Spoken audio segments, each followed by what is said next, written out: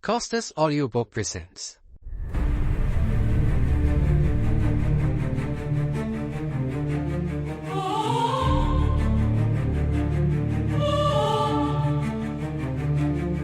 Angels and Demons by Dan Brown.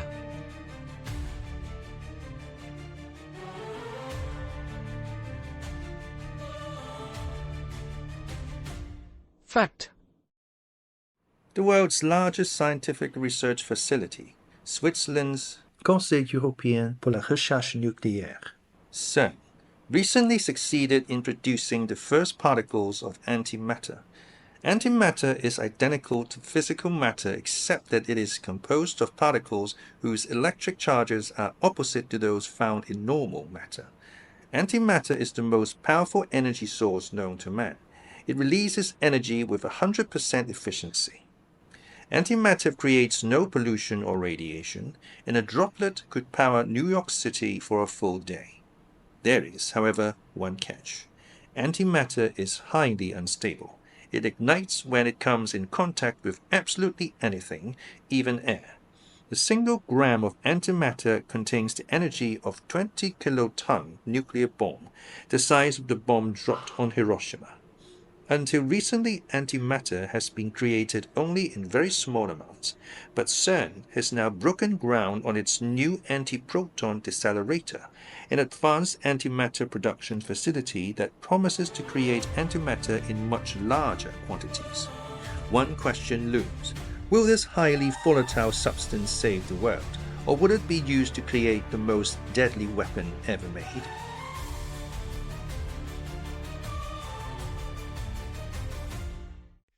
Prologue. Physicist Leonardo Vetra smelled burning flesh, and he knew it was his own. He stared up in terror at the dark figure looming over him. "What do you want?" "La chiave," the raspy voice replied. "The password." "But I don't." The intruder pressed down again, grinding the white-hot object deeper into Vetra's chest. There was the hiss of broiling flesh. Vetra cried out in agony. "There is no password." He felt himself drifting toward unconsciousness. The figure glared. "Ne avevo paura." "I was afraid of that." Vetra fought to keep his senses, but the darkness was closing in. His only solace was in knowing his attacker would never obtain what he had come for. A moment later, however, the figure produced a blade and brought it to Vetra's face. The blade hovered, carefully, surgically. "For the love of God," Vetra screamed, but it was too late.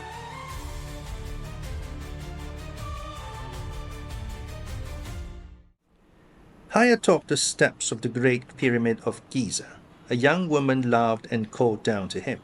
"Robert, hurry up. I knew I should have married a younger man." Her smile was magic. He struggled to keep up, but his legs felt like stone. "Wait," he begged. "Please." As he climbed, his vision began to blur. There was a thundering in his ears. I must reach her. But when he looked up again, the woman had disappeared. In her place stood an old man with rotting teeth. The man stared down, curling his lips into a lonely grimace. Then he let out a scream of anguish that resounded across the desert. Robert Langdon awoke with a start from his nightmare. The phone beside his bed was ringing. Dazed, he picked up the receiver. "Hello. I'm looking for Robert Langdon," a man's voice said. Langdon sat up in his empty bed and tried to clear his mind. "This is Robert Langdon." He squinted at his digital clock. It was 5:18 a.m. "I must see you immediately." "Who is this?" "My name is Maximilian Kohler. I am a discrete particle physicist." "A what?" Langdon could barely focus. "Are you sure you've got the right Langdon? You're a professor of religious iconology at Harvard University. You've written 3 books on symbology and...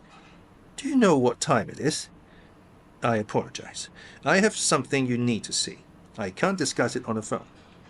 A knowing groan escaped Langdon's lips. This had happened before. One of the perils of writing books about religious symbology was the calls from religious zealots who wanted them to confirm the latest sign from God. Last month, A stripper from Oklahoma had promised Langdon the best sex of his life if he would fly down and verify the authenticity of the cruciform that had magically appeared on her bedsheets. The Shroud of Tulsa, Langdon had called it. "How did you get my number?" Langdon tried to be polite, despite the hour. "On the World Wide Web, the site for your book." Langdon frowned. He was damn sure his book site did not include his home phone number. The man was obviously lying. "I need to see you," the caller insisted. "I'll pay you well." Now Langdon was getting mad. "I'm sorry, but I really...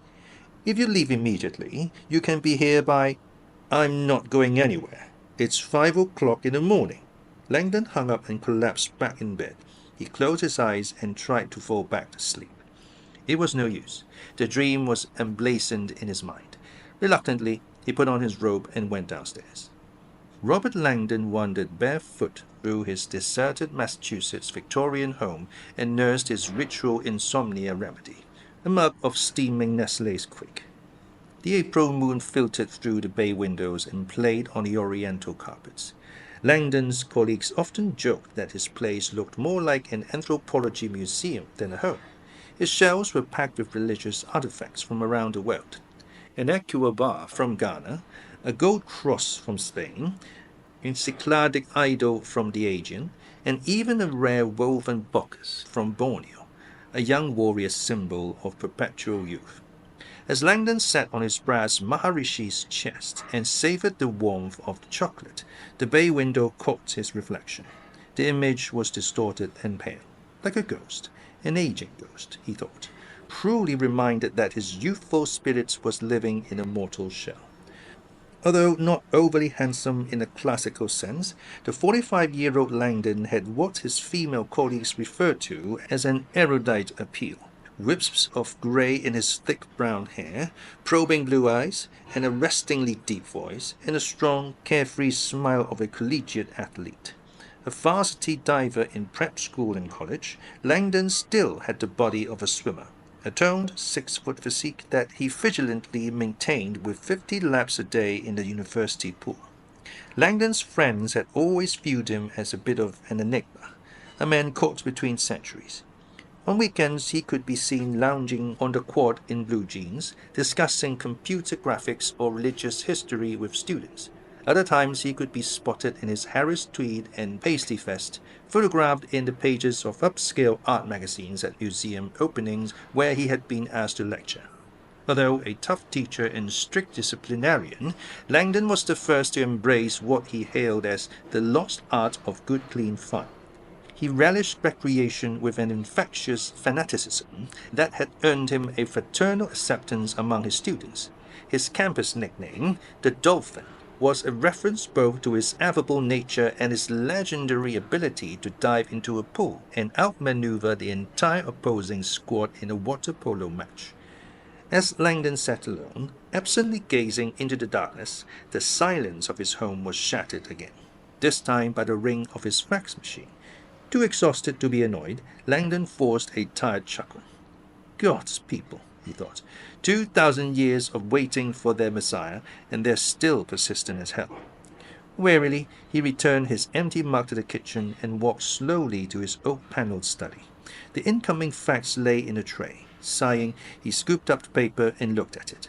Instantly, a wave of nausea hit him. The image on the page was that of a human corpse. The body had been stripped naked, and his head had been twisted, facing completely backward. On the victim's chest was a terrible burn. The man had been branded, imprinted with a single word. It was a word Langdon knew well, very well. He stared at the ornate lettering in disbelief. Illuminati, he stammered, his heart pounding. It can't be. In slow motion, afraid of what he was about to witness, Langdon rotated the fax 180 degrees. He looked at the word upside down. Instantly, the breath went out of him. It was like he had been hit by a truck. Barely able to believe his eyes, he rotated the fax again, reading the brand right side up and then upside down. Illuminati, he whispered. Stunned, Langdon collapsed in a chair. He sat a moment in utter bewilderment. Gradually, his eyes were drawn to the blinking red light on his fax machine. Whoever had sent this fax was still on the line. waiting to talk. Langdon gazed at the blinking light a long time. Then, trembling, he picked up the receiver. "Do I have your attention now?" the man's voice said when Langdon finally answered the line. "Yes, sir, you damn well do. You want to explain yourself?" "I tried to tell you before." The voice was rigid, mechanical. "I'm a physicist. I run a research facility. We've had a murder. You saw the body." "How did you find me?" Langdon could barely focus. His mind was racing from the image on the fax. "I already told you. The World Wide Web. The site for your book. The Art of the Illuminati." Langdon tried to gather his thoughts. His book was virtually unknown in mainstream literary circles, but it had developed quite a following online. Nonetheless, the Kohler's claim still made no sense. "That page has no contact information," Langdon challenged. "I'm certain of it. I have people here at the lab very adept at extracting user information from the web." Langdon was skeptical. "Sounds like your lab knows a lot about the web." "We should," the man fired back. "We invented it." Something in the man's voice told Langdon he was not joking. "I must see you," the Kohler insisted. "This is not a matter we can discuss on the phone. My lab is only an hour's flight from Boston." Langdon stood in the dim light of his study and analyzed the facts in his hand. The image was overpowering, possibly representing the epigraphical find of the century, a decade of his research confirmed in a single symbol.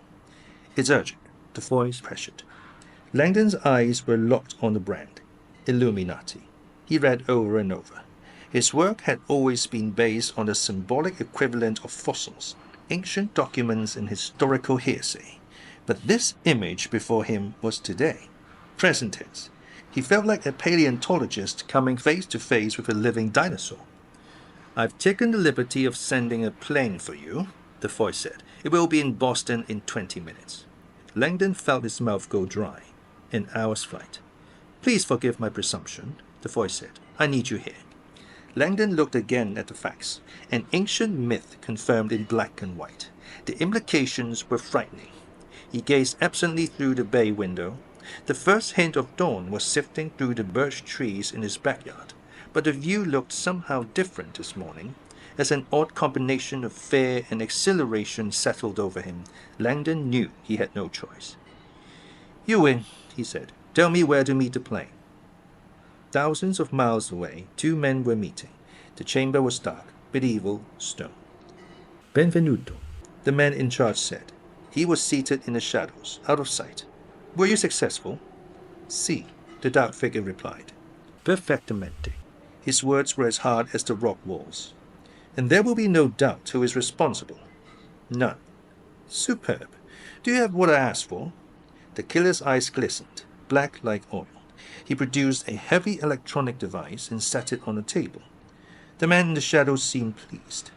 "You have done well."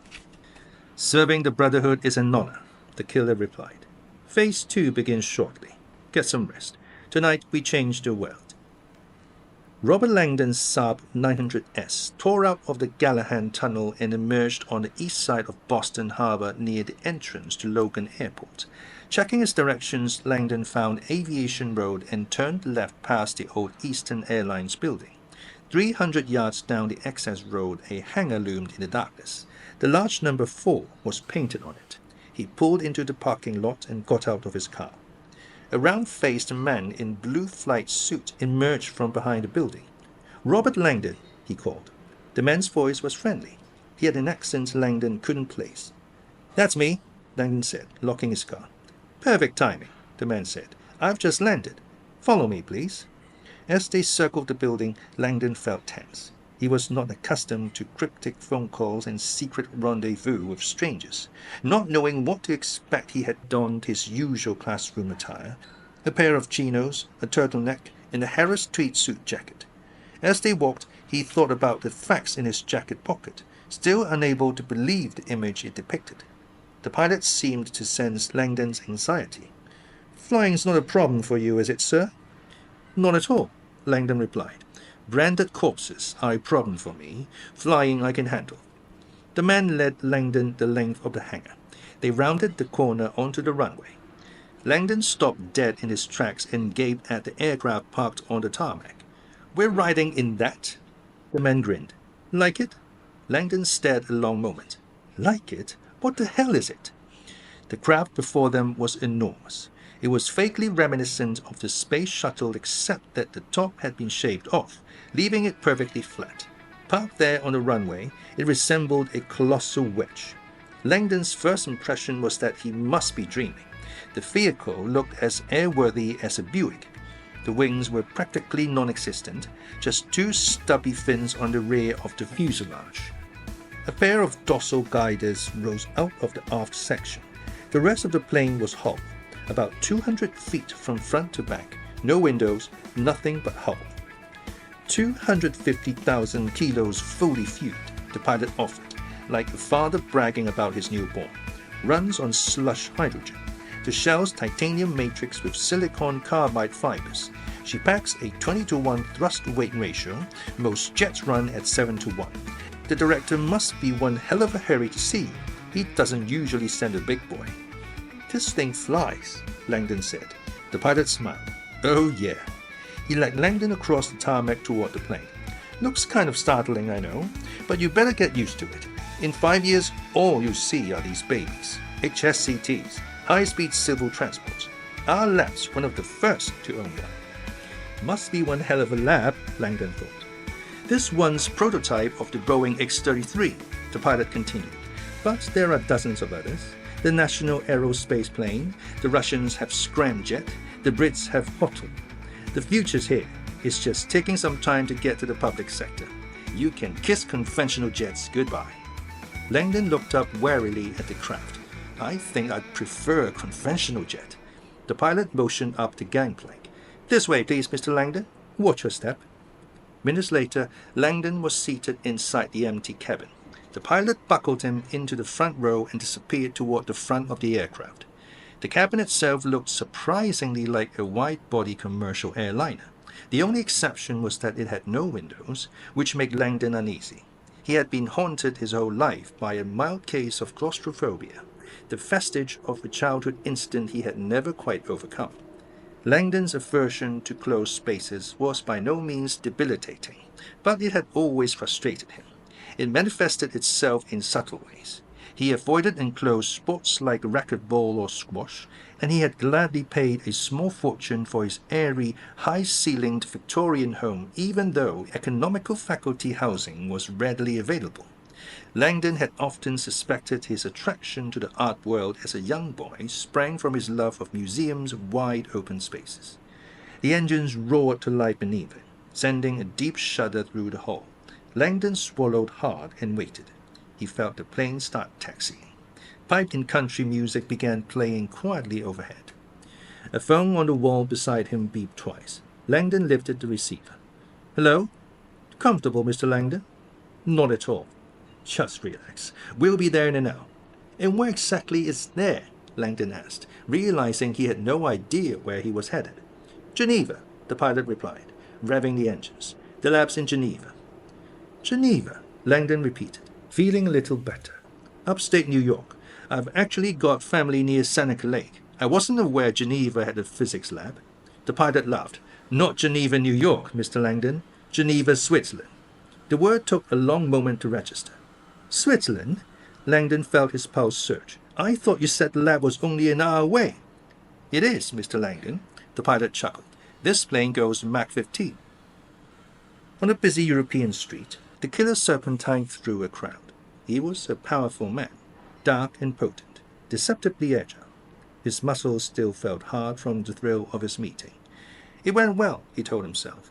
Although his employer had never revealed his face, the killer felt honored to be in his presence. Had it really been only 15 days since his employer had first made contact? The killer still remembered every word of that call. My name is Janus, the caller had said. We are kinsmen of a sort. We share an enemy. I hear your skills are for hire. It depends whom you represent, the killer replied. The caller told him. Is this your idea of a joke? You have heard our name, I see, the caller replied. Of course, the Brotherhood is legendary.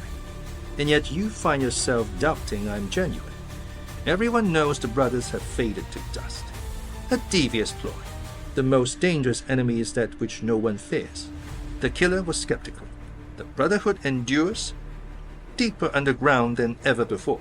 Our roots infiltrate everything you see, even the sacred fortress of our most sworn enemy. Impossible. They are invulnerable. Our reach is far. No one's reach is that far. Very soon you will believe. An irrefutable demonstration of the Brotherhood's power has already transpired. A single act of treachery and proof. What have you done? The caller told him. The killer's eyes went wide. An impossible task. The next day, newspapers around the globe carried the same headline. The killer became a believer.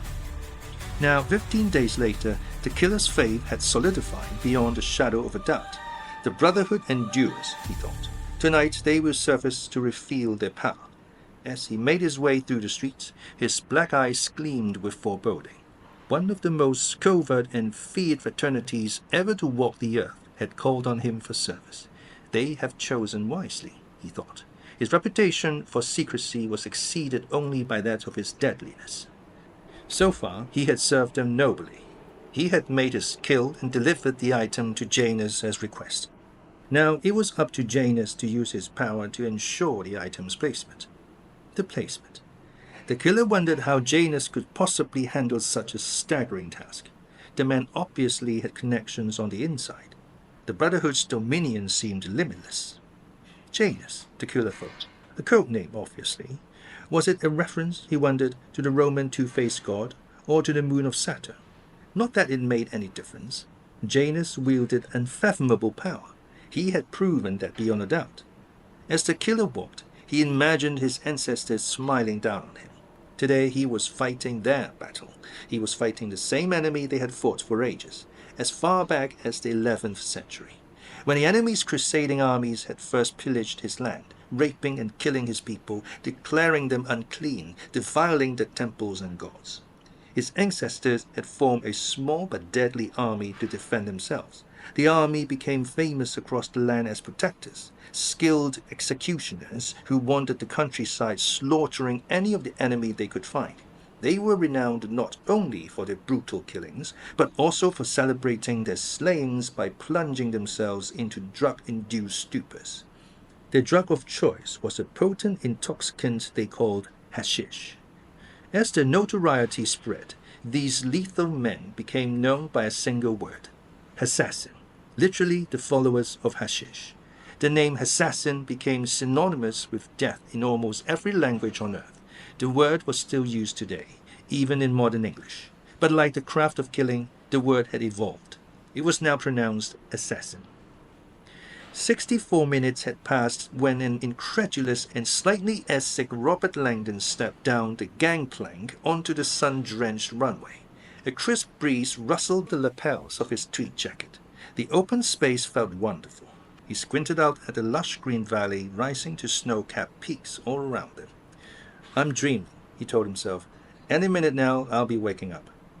Welcome to Switzerland, the pilot said, yelling over the roar of the X-33's misted fuel HEDM engines winding down behind them.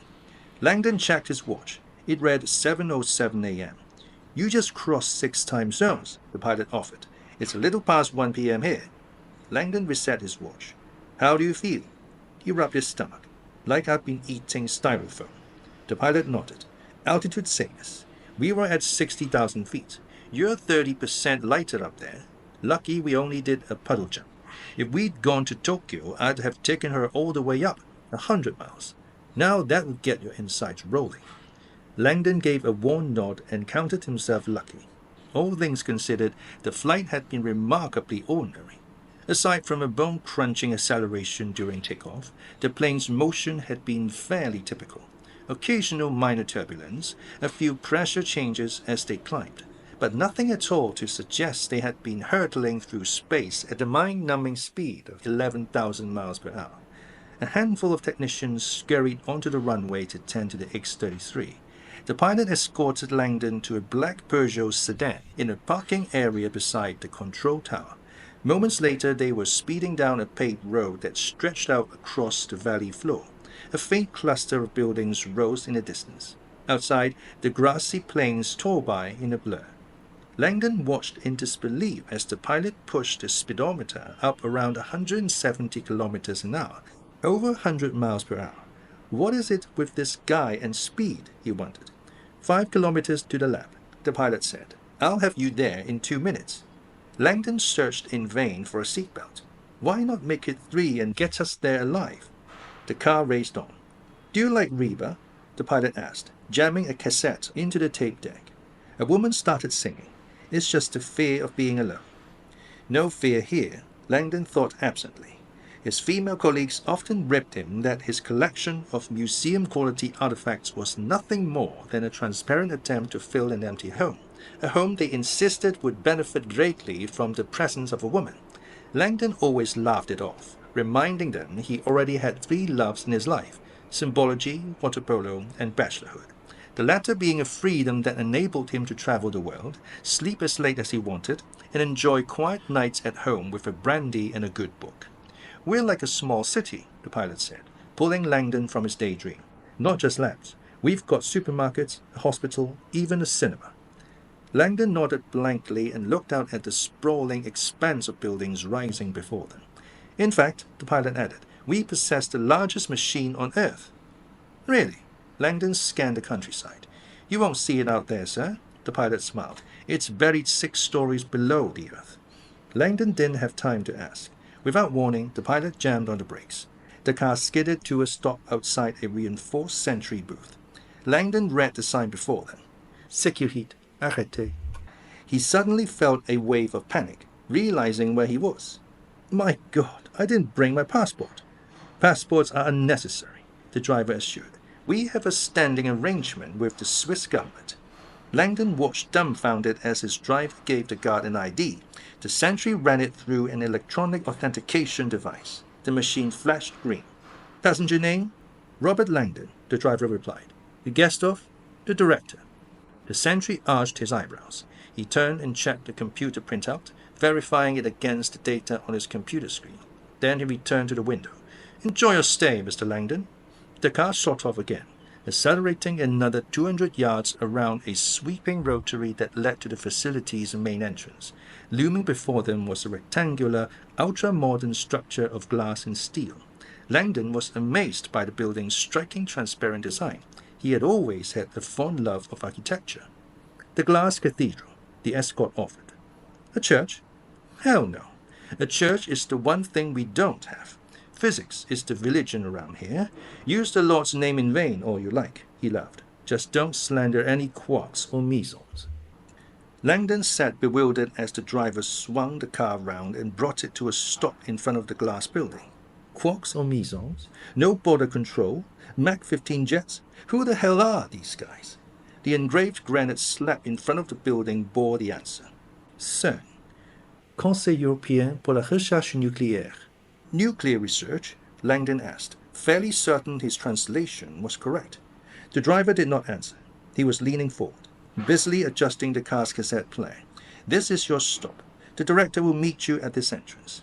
Langdon noted a man in a wheelchair exiting the building. He looked to be in his early 60s. Gaunt and totally bald with a sternly set jaw, he wore a white lab coat and dress shoes propped firmly on the wheelchair's footrest. Even at a distance, his eyes looked lifeless, like 2 grey stones. Is that him? Langdon asked. The driver looked up. Well, I'll be. He turned and gave Langdon an ominous smile. Speak of the devil. Uncertain what to expect, Langdon stepped from the vehicle. The man in the wheelchair accelerated toward Langdon and offered a clammy hand. Mr. Langdon, he spoke on the phone. My name is Maximilian Kohler. Maximilian Kohler, Director General of CERN, was known behind his back as König, King. It was a title more of fear than reference for the figure who ruled over his dominion from a wheelchair throne. Although few knew him personally, the horrific story of how he had been crippled was law at CERN, and there were few there who blamed him for his bitterness, nor for his sworn dedication to pure science. Langdon had only been in Kohler's presence a few moments, and already sensed the director was a man who kept his distance.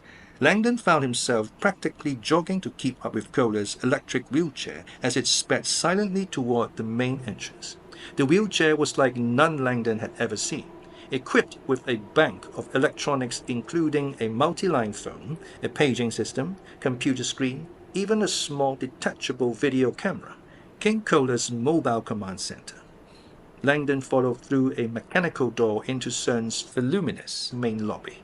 The glass cathedral, Langdon mused, gazing upward toward heaven. Overhead, the bluish glass roof shimmered in the afternoon sun, casting rays of geometric patterns in the air and giving the room a sense of grandeur. Angular shadows fell like veins across the white-tiled walls and down to the marble floors. The air smelled clean, sterile. A handful of scientists moved briskly about, their footsteps echoing in the resonant space. "This way, please, Mr. Langdon." His voice sounded almost computerized. His accent was rigid and precise, like his stern features. Kohler coughed and wiped his mouth on white handkerchief as he fixed his dead gray eyes on Langdon. "Please hurry." His wheelchair seemed to leap across the tiled floor. Langdon followed past what seemed to be countless hallways branching off the main atrium. Every hallway was alive with activity. The scientists who saw Kohler seemed to stare in surprise, eyeing Langdon as if wondering who he must be to command such company. "I'm embarrassed to admit," Langdon ventured, trying to make conversation, "that I've never heard of CERN." "Not surprising," Kohler replied, his clipped response sounding harshly efficient.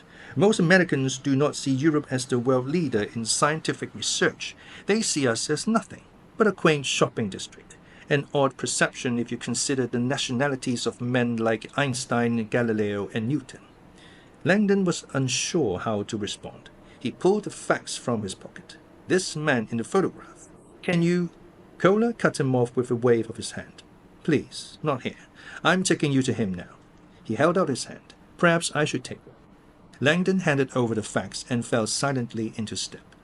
Kohler took a sharp left and entered a wide hallway adorned with awards and commendations. A particularly large plaque dominated the entry. Langdon slowed to read the engraved bronze as they passed. ARS, Ars Electronica Award, for Cultural Innovation in the Digital Age, awarded to Tim Berners-Lee and CERN for the invention of the World Wide Web. Well, I'll be damned, Langdon thought, reading the text. This guy wasn't kidding. Langdon had always thought of the web as an American invention. Then again, his knowledge was limited to the site for his own book and the occasional online exploration of the Louvre or El Prado on his old Macintosh. "The web," Kohler said, coughing again and wiping his mouth, "began here as a network of in-house computer sites. It enabled scientists from different departments to share daily findings with one another. Of course, the entire world is under the impression the web is U.S. technology." Langdon followed down the hall. "Why not set the record straight?" Kohler shrugged, apparently disinterested. "A petty misconception over a petty technology. CERN is far greater than a global connection of computers. Our scientists produce miracles almost daily." Langdon gave Kohler a questioning look. "Miracles?" The word miracle was certainly not part of the vocabulary around Harvard's Fairchild Science Building. Miracles were left for the School of Divinity. "You sound skeptical," Kohler said. "I thought you were a religious symbologist. Do you not believe in miracles?" "I'm undecided on miracles," Langdon said, "particularly those that take place in science labs." "Perhaps miracle is the wrong word. I was simply trying to speak your language." "My language?" Langdon was suddenly uncomfortable. "Not to disappoint you, sir, but I study religious symbology. I'm an academic, not a priest." Kohler slowed suddenly and turned, his gaze softening a bit. "Of course, how simple of me. One does not need to have cancer to analyze its symptoms." Langdon had never heard it put quite that way. As they moved down the hallway, Kohler gave an accepting nod. "I suspect you and I will understand each other perfectly, Mr. Langdon." Somehow Langdon doubted it. As the pair hurried on, Langdon began to sense a deep rumbling up ahead. The noise got more and more pronounced with every step, reverberating through the walls. It seemed to be coming from the end of the hallway in front of them. "What's that?" Langdon finally asked, having to yell. He felt like they were approaching an active volcano.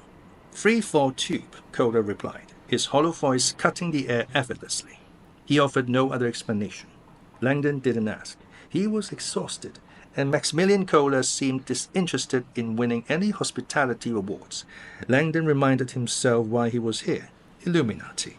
He assumed somewhere in this colossal facility was a body branded with a symbol he had just flown 3,000 miles to see. As they approached the end of the hall, the rumble became almost deafening, vibrating up through Langdon's soles. They rounded the bend, and a viewing gallery appeared on the right. 4 thick-paned portals were embedded in a curved wall, like windows in a submarine. Langdon stopped and looked through one of the holes. Professor Robert Langdon had seen some strange things in his life, but this was the strangest. He blinked a few times, wondering if he was hallucinating. He was staring into an enormous circular chamber. Inside the chamber, floating as though weightless, were people, 3 of them. One waved and did a somersault in midair. My God, he thought, I'm in the land of Oz. The floor of the room was a mesh grid, like a giant sheet of chicken wire. Visible beneath the grid was the metallic blur of a huge propeller. Free-fall tube, Kohler said, stopping to wait for him. Indoor skydiving, for stress relief. It's a vertical wind tunnel.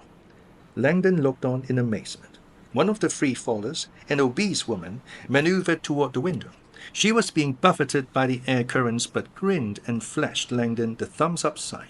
Langdon smiled weakly and returned the gesture, wondering if she knew it was the ancient phallic symbol for masculine virility. The heaviest woman, Langdon noticed, was the only one wearing what appeared to be a miniature parachute. The swathe of fabric billowed over her like a toy. What's her little chute for? Langdon asked Kohler. It can't be more than a yard in diameter. Friction, Kohler said, decreases her aerodynamics so the fan can lift her. He started down the corridor again. 1 square yard of drag will slow a falling body almost 20%. Langdon nodded blankly.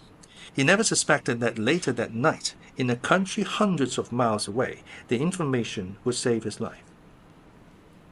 When Kohler and Langdon emerged from the rear of CERN's main complex into the stark Swiss sunlight, Langdon felt as if he'd been transported home. The scene before him looked like an Ivy League campus. A grassy slope cascaded downward onto an expansive lowlands where clusters of sugar maples dotted quadrangles bordered by brick dormitories and footpaths. Scholarly-looking individuals with stacks of books hustled in and out of buildings. As if to accentuate the collegiate atmosphere, 2 long-haired hippies hurled a frisbee back and forth while enjoying Mahler's 4th Symphony blaring from a dorm window. These are our residential dorms, Kohler explained as he accelerated his wheelchair down the path toward the buildings. We have over 3,000 physicists here. CERN single-handedly employs more than half of the world's particle physicists, the brightest minds on Earth. Germans, Japanese, Italians, Dutch, you name it. Our physicists represent over 500 universities and 60 nationalities. Langdon was amazed. How do they all communicate? English, of course, the universal language of science. Langdon had always heard math was the universal language of science, but he was too tired to argue. He dutifully followed Kohler down the path. Halfway to the bottom, a young man jogged by. His T-shirt proclaimed the message, "No gut, no glory." Langdon looked after him, mystified. Gut? General unified theory, Kohler quipped. The theory of everything. I see, Langdon said, not seeing at all. Are you familiar with particle physics, Mr. Langdon? Langdon shrugged. I'm familiar with general physics, falling bodies, that sort of thing. His years of high-diving experience had given him a profound respect for the awesome power of gravitational acceleration. Particle physics is the study of atoms, isn't it? Kohler shook his head. Atoms look like planets compared to what we deal with. Our interests lie with an atom's nucleus, a mere 10,000th the size of the whole. He coughed again, sounding sick. The men and women of CERN are here to find answers to the same questions man has been asking since the beginning of time. Where did we come from? What are we made of? And these answers are in the physics lab. You sound surprised. I am.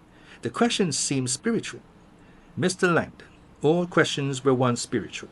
Since the beginning of time, spirituality and religion have been called on to fill in the gaps that science did not understand.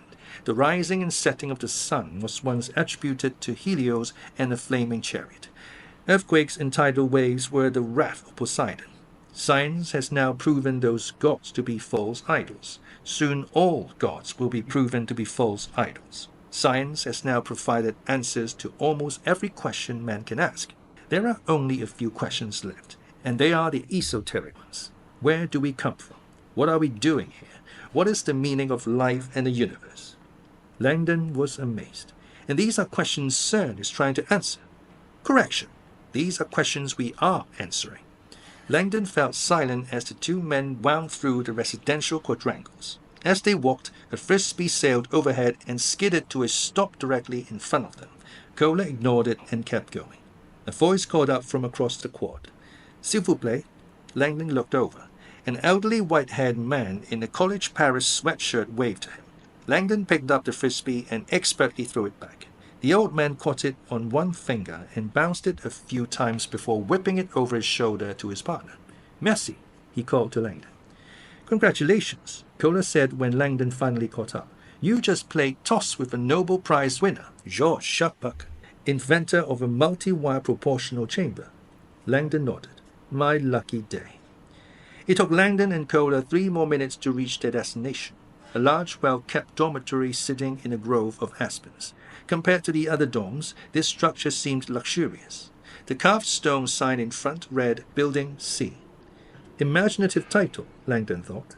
But despite its sterile name, Building C appealed to Langdon's sense of architectural style, conservative and solid. It had a red brick facade, an ornate balustrade, and sat framed by sculpted symmetrical hedges. As the two men ascended the stone path toward the entry, they passed under a gateway formed by a pair of marble columns. Someone had put a sticky note on one of them. This column is ionic. Physicist graffiti? Langdon mused, eyeing the column and chuckling to himself. I'm relieved to see that even brilliant physicists make mistakes. Kohler looked over. What do you mean? Whoever wrote the note made a mistake. That column isn't ionic. Ionic columns are uniform in width. That one's tapered. It's Doric, the Greek counterpart. A common mistake. Kohler did not smile. The author meant it as a joke, Mr. Langdon. Ionic means containing ions, electrically charged particles. Most objects contain them. Langdon looked back at the column and groaned. Langdon was still feeling stupid when he stepped from the elevator on the top floor of Building C. He followed Kohler down a well-appointed corridor. The decor was unexpected. Traditional colonial French, a cherry divan, porcelain floor vase, and scrolled woodwork. We like to keep our tenured scientists comfortable, Kohler explained. Evidently, Langdon thought.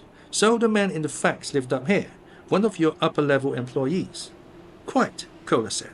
He missed a meeting with me this morning and did not answer his page. I came up here to locate him and found him dead in his living room. Langdon felt a sudden chill realizing that he was about to see a dead body. His stomach had never been particularly stored.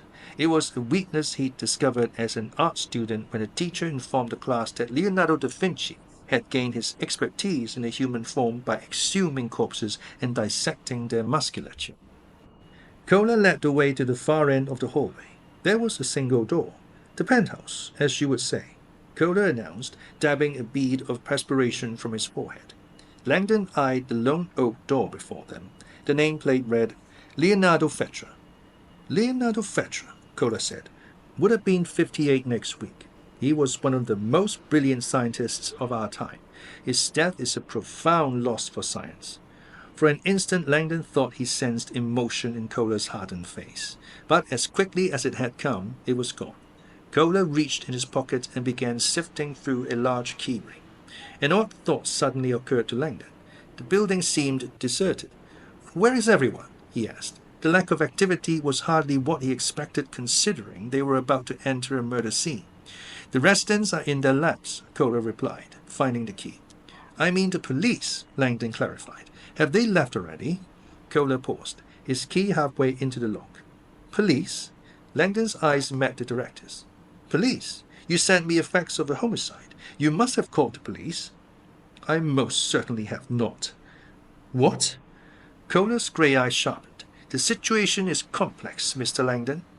Langdon felt a wave of apprehension. But certainly someone else knows about this. Yes, Leonardo's adopted daughter. She is also a physicist here at CERN. She and her father share a lab. They are partners. Miss Vetra has been away this week doing field research. I have notified her of her father's death, and she is returning as we speak. But a man has been murdered. A formal investigation, Kohler said, his voice firm, will take place. However, it will most certainly involve a search of Vetra's lab, a space he and his daughter hold most private. Therefore, it will wait until Miss Vetra has arrived.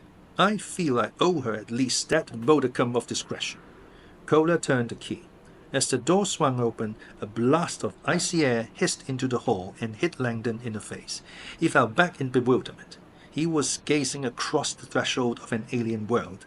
The flat before him was immersed in a thick white fog.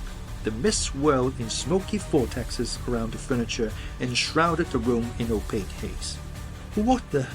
Langdon stammered. Freon cooling system, Kohler replied. I chilled the flat to preserve the body. Langdon buttoned his tweed jacket against the cold. I'm in Oz, he thought, and I forgot my magic slippers. The corpse on the floor before Langdon was hideous. The late Leonardo Vetra lay on his back, stripped naked, his skin bluish-grey.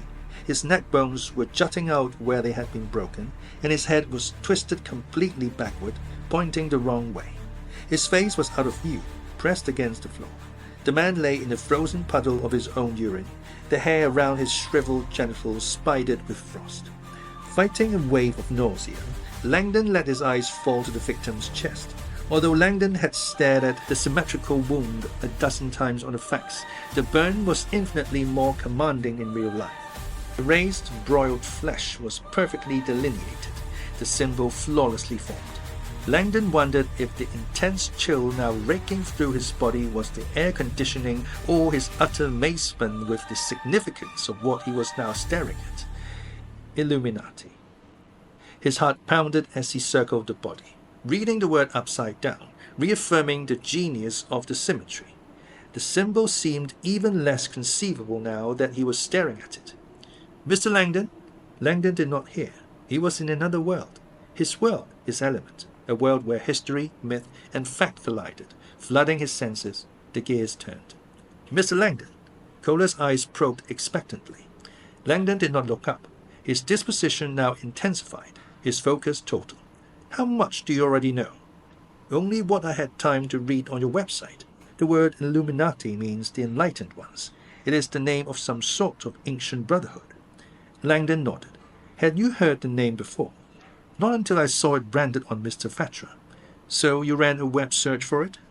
Yes, and the word returned hundreds of references, no doubt. Thousands, Kohler said. Yours, however, contained references to Harvard, Oxford, a reputable publisher, as well as a list of related publications. As a scientist, I have come to learn that information is only as valuable as its source. Your credentials seemed authentic. Langdon's eyes were still riveted on the body. Kohler said nothing more. He simply stared, apparently waiting for Langdon to shed some light on the scene before them. Langdon looked up, glancing around the frozen flat. Perhaps we should discuss this in a warmer place? This room is fine. Kohler seemed oblivious to the cold. We'll talk here. Langdon frowned. The Illuminati history was by no means a simple one. I'll freeze to death trying to explain it. He gazed again at the brand, feeling a renewed sense of awe. Although accounts of the Illuminati emblem were legendary in modern symbology, no academic had ever actually seen it. Ancient documents described the symbol as an ambigram, ambi meaning both, signifying it was legible both ways. And although ambigrams were common in symbology, swastikas, yin-yang, Jewish stars, simple crosses, the idea that a word could be crafted into an ambigram seemed utterly impossible. Modern symbologists had tried for years to forge the word Illuminati into a perfectly symmetrical style, but they had failed miserably. Most academics had now decided the symbol's existence was a myth. So who are the Illuminati? Kohler demanded. Yes, Langdon thought. Who indeed? He began his tale. Since the beginning of history, Langdon explained, a deep rift has existed between science and religion. Outspoken scientists like Giordano Bruno were murdered, Kohler interjected. Murdered by the church for revealing scientific truths. Religion has always persecuted science. Yes, but in the 1500s, a group of men in Rome fought back against the church, some of Italy's most enlightened men. Physicists, mathematicians, astronomers began meeting secretly to share their concerns about the Church's inaccurate teachings. They feared that the Church's monopoly on truth threatened academic enlightenment around the world. They founded the world's first scientific think tank, calling themselves the Enlightened Ones. The Illuminati. Yes, Langdon said, Europe's most learned minds dedicated to the quest for scientific truth. Kohler fell silent. Of course, the Illuminati were hunted ruthlessly by the Catholic Church. Only through rites of extreme secrecy did the scientists remain safe. Word spread through the academic underground, and the Illuminati Brotherhood grew to include academics from all over Europe. The scientists met regularly in Rome at an ultra-secret lair they called the Church of Illumination. Kohler coughed and shifted in his chair.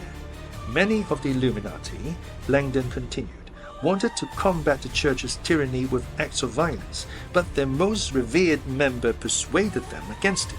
He was a pacifist, as well as one of history's most famous scientists. Langdon was certain Kohler would recognize the name. Even non-scientists were familiar with the ill-fated astronomer who had been arrested and almost executed by the Church for proclaiming that the Sun, not the Earth, was the center of the solar system. Although his data was incontrovertible, the astronomer was severely punished for implying that God had placed mankind somewhere other than at the center of his universe. His name was Galileo Galilei, Langdon said. Kohler looked up. Galileo? Yes, Galileo was an Illuminatus, and he was also a devout Catholic. He tried to soften the Church's position on science by proclaiming that science did not undermine the existence of God, but rather reinforced it. He wrote once that when he looked through his telescope at the spinning planets, he could hear God's voice in the music of the spheres.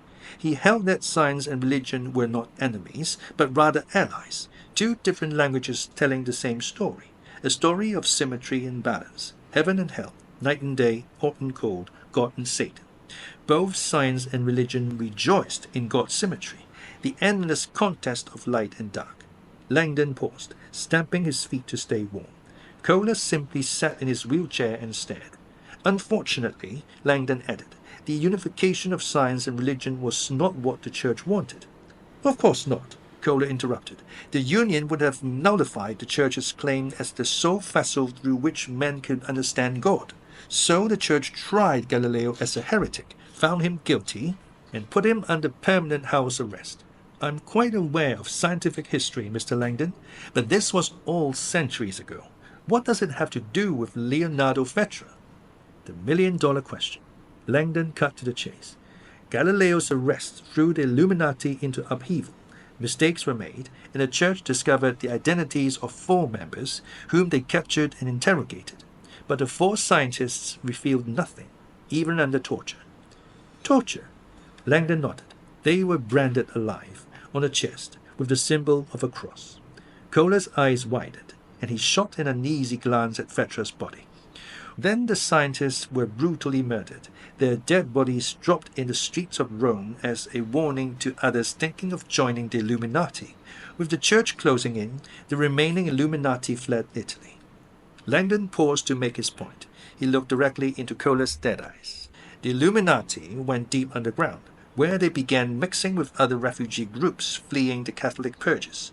Mystics, alchemists, occultists, Muslims, Jews. Over the years, the Illuminati began absorbing new members. A new Illuminati emerged, a darker Illuminati, a deeply anti-Christian Illuminati. They grew very powerful, employing mysterious rites, deadly secrecy, vowing someday to rise again and take revenge on the Catholic Church. Their power grew to the point where the Church considered them the single most dangerous anti-Christian force on earth. The Vatican denounced the Brotherhood as Shaitan. Shaitan. It's Islamic. It means adversary. God's adversary. The Church chose Islam for the name because it was a language they considered dirty. Langdon hesitated. Shaitan is the root of an English word, Satan. An uneasiness crossed Kohler's face. Langdon's voice was grim. Mr. Kohler, I do not know how this marking appeared on this man's chest, or why, but you are looking at the long-lost symbol of the world's oldest and most powerful satanic cult. The alley was narrow and deserted. The assassin strode quickly now, his black eyes filling with anticipation. As he approached his destination, Jana's parting words echoed in his mind. Phase 2 begins shortly. Get some rest. The assassin smirked.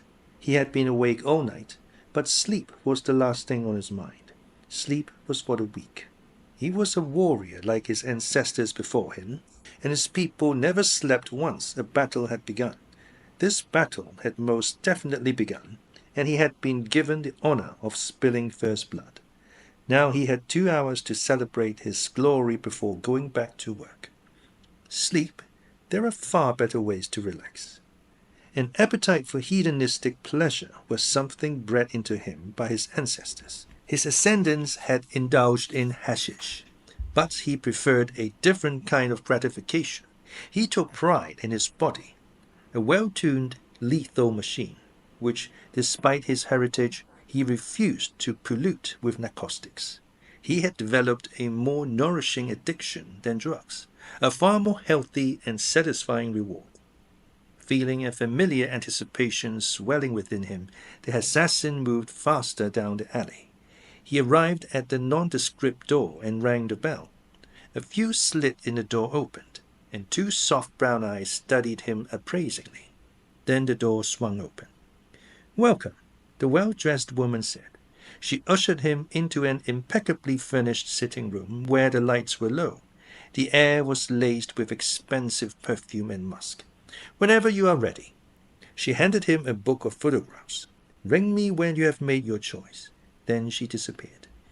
The assassin smiled. As he sat on the plush divan and positioned the photo album on his lap, he felt a carnal hunger stir. Although his people did not celebrate Christmas, he imagined that this is what it must feel like to be a Christian child, sitting before a stack of Christmas presents, about to discover the miracles inside. He opened the album and examined the photos. A lifetime of sexual fantasies stared back at him.